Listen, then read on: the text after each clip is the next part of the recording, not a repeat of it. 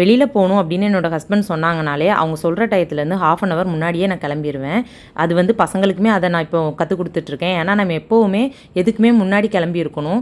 ஆனால் முன்னாடி கிளம்பி இருக்கிறதோட ஆபத்தும் ரொம்ப பெருசு ஃப்ரெண்ட்ஸ். கிளம்பி வெயிட் பண்ணிக்கிட்டே தான் இருக்கணும்.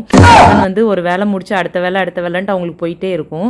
அவங்களுக்கு வேலையில் டிஸ்டர்ப் பண்ணாலும் கோவம் வரும். அவங்க சொன்ன டயத்தில் நம்ம கிளம்பி இருக்கலனாலும் கோவம் வரும். எவ்வளோ பிரச்சனையை சமாளிக்க வேண்டியதாக இருக்குது பாருங்கள் ஃப்ரெண்ட்ஸ். இன்றைக்கி வந்து தம்பி பர்த்டேக்கு தான் அங்கே ட்ரெஸ் எடுக்க போயிட்டுருக்கோம். தம்பிக்கு பர்த்டே வந்து இன்னும் 2 நாள் தான் இருக்குது.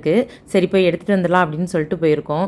இப்போ ட்ரெஸ் எடுக்க போகிறோமோ இல்லையோ ஃப்ரெண்ட்ஸ், குழந்தைங்களுக்கு வந்து சாப்பாடு தான் ஃபஸ்ட்டு முக்கியமாயிருது. குழந்தைங்கள கவர் பண்ணுற மாதிரியே ஒவ்வொரு கடை முன்னாடியும் ஃபுட் ஸ்டால் வச்சுருந்தாங்க.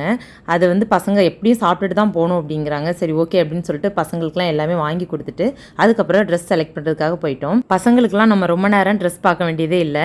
அவங்களுக்கு இருக்கிறது கலர்ஸ் மட்டும் தான் கொஞ்சம் டிஃப்ரெண்ட்டாக இருக்கும். மற்றபடி அதே ஷர்ட்டு அதே ஃபேண்ட்டு தான். அதனால் தம்பியை பாரு அப்படின்னு அவன் நீங்கள் பாருங்கப்பான்னு எங்களே சொல்லிட்டு இருந்தான். உனக்கு பிடிச்ச மாதிரி எடுடா அப்படின்னு சொல்லிட்டு ஒரு 4 ஷர்ட்டுக்கிட்ட எடுத்து கொடுத்தோம். அவன் ஒன்று ஒன்றா வியர் பண்ணி காமிச்சான். இப்போ அவன் போட்டிருக்க 4 ஷர்ட்டில் இருந்து தான் அவனுக்கு பர்த்டே ட்ரெஸ் நாங்கள் எடுத்திருக்கோம்.